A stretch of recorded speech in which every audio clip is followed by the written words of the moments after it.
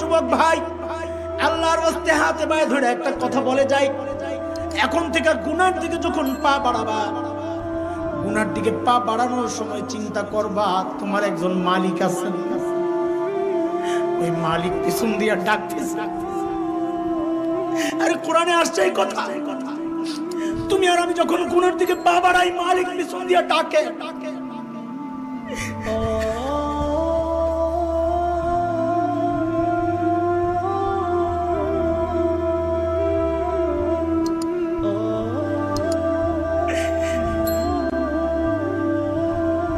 মালিক পিছন দিয়ে ডাইকা কি বলেন জানো? মালিক ডাকতেছেন আর বলতেছেন, ইয়া আইয়ুহাল ইনসান মা গাররাকা বিরাব্বিকাল কারীম।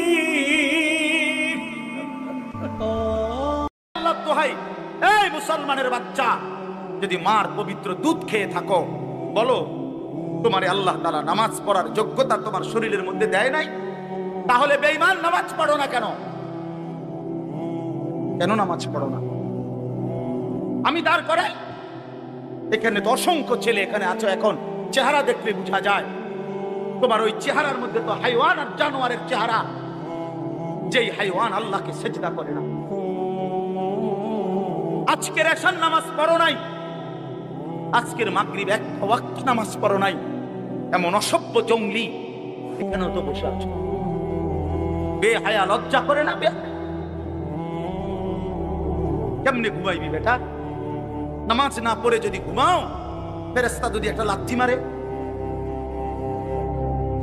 ফেরেশতা যদি একটা লাথি মারে, ফজরের নামাজ না পড়ে যে ঘুমাও, ফেরেশতা যদি একটা ঘুমের মধ্যে রেখে লাথি দেন। ফেরেশতা ঘুমের মধ্যে রাইখা কোনো জাতিকে ধ্বংস করে নাই? কথা বলেন না কেন? ঘুমের মধ্যে রাইখা কোনো জাতিকে ধ্বংস করছে কিনা? কওমে লূতকে ঘুমের মধ্যে রাইখা ধ্বংস করছে, কওমে সামুদকে, কওমে সালেহকে, কওমে শুআইবকে, এই চারটা জাতিকে আল্লাহ তাআলা ঘুমের মধ্যে রাইখাই শেষ করেছে। আল্লাহ আমাদেরকে মাফ করে দেন। আমার কথা রাগ করো না ভাই, উদ্দেশ্য তোমার লগে কোনো ঝগড়া করা না, আমি কোনো কাজে লাগছি না, ঠিক কিনা বলেন না কেন? মাকসাদ কি আপনাদের লগে আমার ঝগড়া? দীর্ঘ 20টা বছরের বেশি হবে, আজ থেকে 20 বছরের উপরে হবে এই জমিনে আমার আশা দেওয়া। সুখে দুঃখে, আনন্দ বেদনায়, মূল্যায়ন অবমূল্যায়ন, সর্বাবস্থায় আমি আসছি আল্লাহর দয়া। বলেন আলহামদুলিল্লাহ। আলামিন আমার কাছে মাদ্রাসায় গেছে, ভাই আমার অনেক অনেক মহব্বতের ছাত্র। প্রতিটা ঈদ, রমজানের ঈদ, কোরবানির ঈদ, আমার একমাত্র ছাত্র হয় এই ছাত্র, এই আলামিন, হে একমাত্র আমার একজন ছাত্র ব্যতিক্রম, যার একটা আমল আমি সবসময় বলি যে প্রত্যেক ঈদের দিন হয় আর কেউ ফোন করুক বা না করুক, হে আমারে ফোন করে, ভালো আছেন নিউজ, আজীব, এটা তার সবসময় আমল। বহুদিন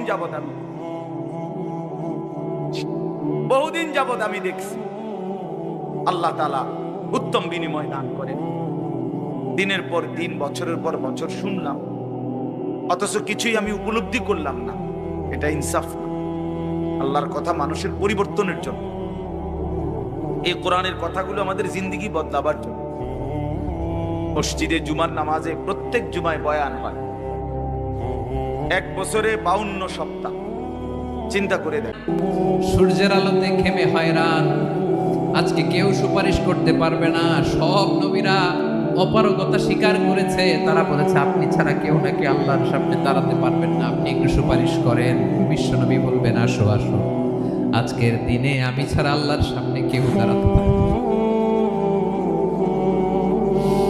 বিশ্বনবী মাকামে মাহমুদে যে আল্লাহু আকবার বলে সিজদায় লুটিয়ে পড়বেন, আল্লাহ রাব্বুল আলামিন বিশ্বনবীকে এমন কিছু চমৎকার শব্দ শিখাবেন, ওই শব্দগুলো দিয়ে আল্লাহর প্রশংসা করে বিশ্বনবী কাঁদতে আরম্ভ করবেন। বিশ্বনবী এমন ভাবে অজর দ্বারায় সিজদায় লুটিয়ে পড়ে কাঁদবেন, রব্বুল আলামিনের রহমতের দরিয়ায় জোশ লেগে যাবে। রব্বুল আলামিন এই দৃশ্য থেকে সহ্য করতে পারবেন না। রব্বুল আলামিন বলবেন ইয়া মুহাম্মদ ইরফা রাসাক, ও নবী আপনি মাথা তোলেন, মাথা তোলেন, আপনার কান্না আমি সহ্য করতে পারি না। নবী আপনি মাথা তুলেন, সাল তুতা, আজকে আপনি যা চাবেন তাই দেব। নবী আপনি সিজদা থেকে মাথা তুলেন, সাল তুতা, যা চাবেন তাই দেব। ওয়াশফা তুশাফা, যার জন্য সুপারিশ করবেন তার সুপারিশ কবুল করে নেব। বিশ্বনবী এবার মাথা তুলবেন,